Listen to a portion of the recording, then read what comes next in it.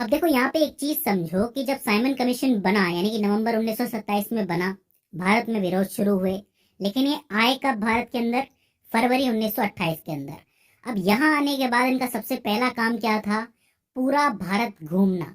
मतलब अगर आपको रिपोर्ट देनी है, अगर आपको संविधान में संशोधन करने हैं, तो कम से कम आपको भारत देखना तो पड़ेगा। तो इसीलिए इन्होंने भारत का भ्रमण करना शुरू किया था फरवरी 1928 के बाद। लेकिन जहां जहां भी ये गए, चाहे वो लाहौर हो, चाहे कलकत्ता हो, चाहे फिर साउथ का एरिया हो, चाहे कहीं पे भी गए हो, वहां वहां इन्हें विरोध देखने पड़े हैं। कुछ विरोध तो इतने खतरनाक थे कि जहां पर बड़े बड़े नेताओं को भी पीटा गया था।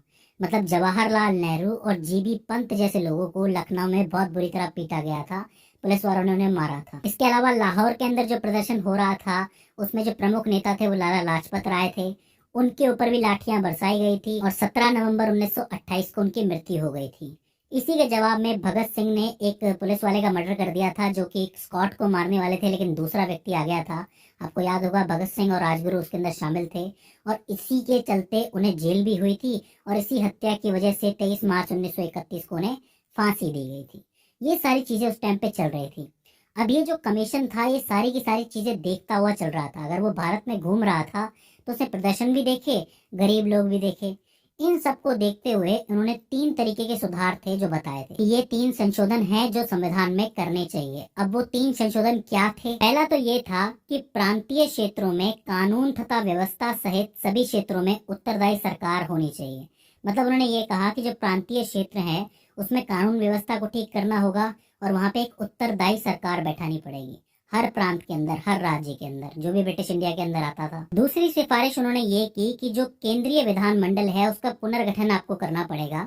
इसमें एक संघीय भावना होनी चाहिए, और इसमें जितने भी सदस्य बैठेंगे वो प्रांतीय विधानमंडलों द्वारा अप्रत्यक्ष तरीके से चुने जाएंगे। मतलब उन्होंने कहा कि आप केंद्र की व्यवस्था को फिर से पुनर्गठित कीजिए और इसके अंदर एक संघीय भावना पैदा कीजिए, और जितने भी सदस्य आएंगे वो सब प्रांतों से आएंगे इसके अंदर। जैसा कि आपको पता है कि राज्यसभा में क्या होता है, राज्यसभा में जो सदस्य हैं वो प्रांतों से चुन के आते हैं।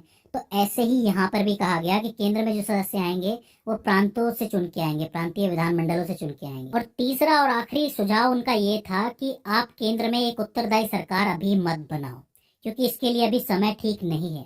आप जरा सोच के देखिए कि इस टाइम पे कांग्रेस क्या मांग कर रही थी कि हमें हमारी गवर्नमेंट बनानी है, हमें आपके साथ काम नहीं करना है।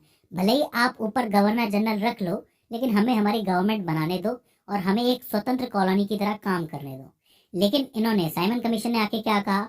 उन्होंने ये कहा कि एक उत्तरदायी सरकार बनाने की अभी जरूरत नहीं है, अभी जैसा चल रहा है वैसा चलने दो, आप राज करो, अभी समय ठीक नहीं है। ठीक है, तो ये 3 तरीके के सुझाव थे जो साइमन कमीशन द्वारा दिए गए थे। अब आप सोचेंगे कि नेहरू रिपोर्ट के अंदर तो 13 पॉइंट्स थे, इन्होंने सिर्फ 3 ही दिए, क्योंकि सब कुछ इनके कंट्रोल में पहले से ही था। ठीक है, तो दोस्तों ये हो जाती है छोटी सी साइमन कमीशन की रिपोर्ट। आई होप आपको समझ में आई हो। इसके बाद भी इसके अंदर क्वेरी आती है तो आप हमें कमेंट सेक्शन में पूछ सकते हैं। तो दोस्तों आज की इस छोटी सी वीडियो में बस इतना ही। See you in the next one.